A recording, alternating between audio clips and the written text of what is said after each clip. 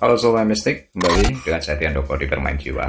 Oke, video ini masih pembahasan pernafasan DMT alami. Beberapa mungkin terlewat atau kesulitan membaca catatan ya, belum melakukan olah pernafasan itu. Saya baru sadar kebanyakan menggunakan handphone, jadi tulisannya mungkin kecil. Nah, buat yang belum tahu, sebetulnya kalian bisa perbesar itu. Jadi ketika kalian putar handphonenya menjadi mendatar horizontal, kalian tahan bagian layar itu dengan 2 jari, kemudian ditarik keluar. Nanti tulisannya akan membesar dengan sendirinya. Ya, jadi penting ya baca dulu karena olah pernafasan ini berat. Tidak semua orang bisa atau sesuai. Kemudian yang kedua kali efeknya itu bisa instan. Jadi silahkan dicoba baca petunjuknya supaya kalian tidak kaget atau mengalami masalah hanya karena melakukan olah pernafasan ini.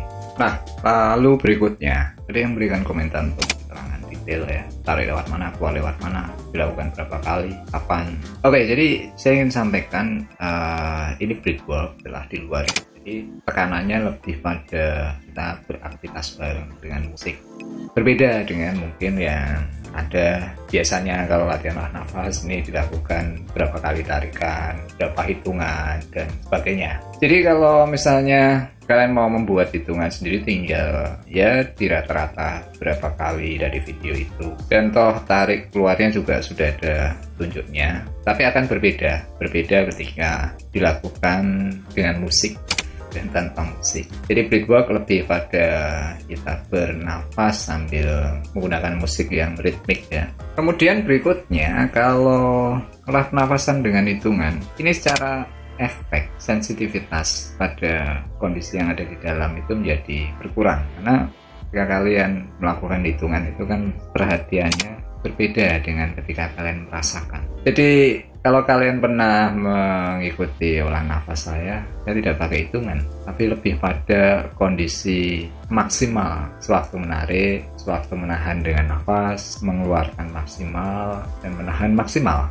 Arahnya kemana? Arahnya lebih pada kondisi kita rasakan. Ini berbeda kalau kalian menghitung. Kalau kalian menghitung, perhatian kalian sudah bergeser. Jadi itu kenapa saya pilih metodenya lebih ke breathwork. Dengan alunan lagu, kalian enjoy menikmati laras dengan ketukan lagunya, sembari dengan aliran nafasnya. Di situ efek dalamnya lebih optimal. Kemudian berapa kali dalam sehari melakukan pernafasan ini? Saya sudah berikan catatan ya, mungkin belum jelas. Tapi ini pernafasan yang berat.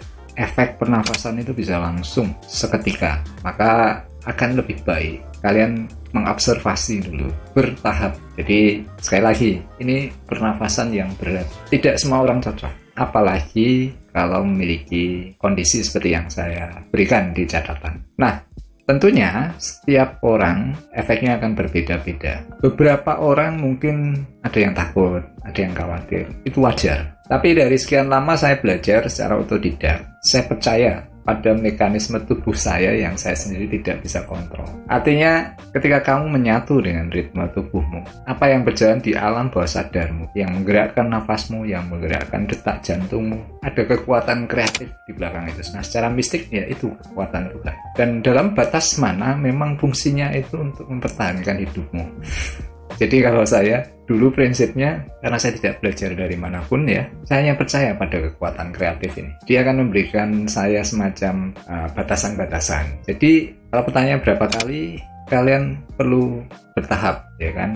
Lakukan sekali, seperti apa efeknya. Lakukan kapan, pagi atau malam, setiap orang ritmenya beda. Jadi apa yang saya bagikan hanya sekedar panduan umum ya. Tapi selebihnya kalian berinteraksi sendiri dengan mekanisme yang terjadi dalam proses olah nafas kalian itu sendiri. Oke, sampai di sini dulu. Mungkin ya tidak begitu jelas. Di Bermain Jiwa, kalian belajar pada diri kalian sendiri. Maka kuncinya semua ada di jurnal, pengalaman kalian. Apapun yang saya sampaikan mungkin bekerja untuk saya. Tidak selalu untuk orang. Saya bagikan yang umum supaya setiap orang itu bisa beradaptasi dan menemukan caranya sendiri.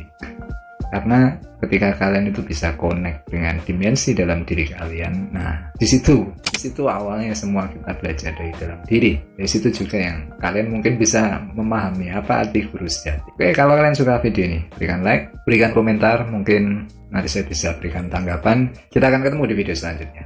Selamat bermeditasi, selamat bermain jiwa.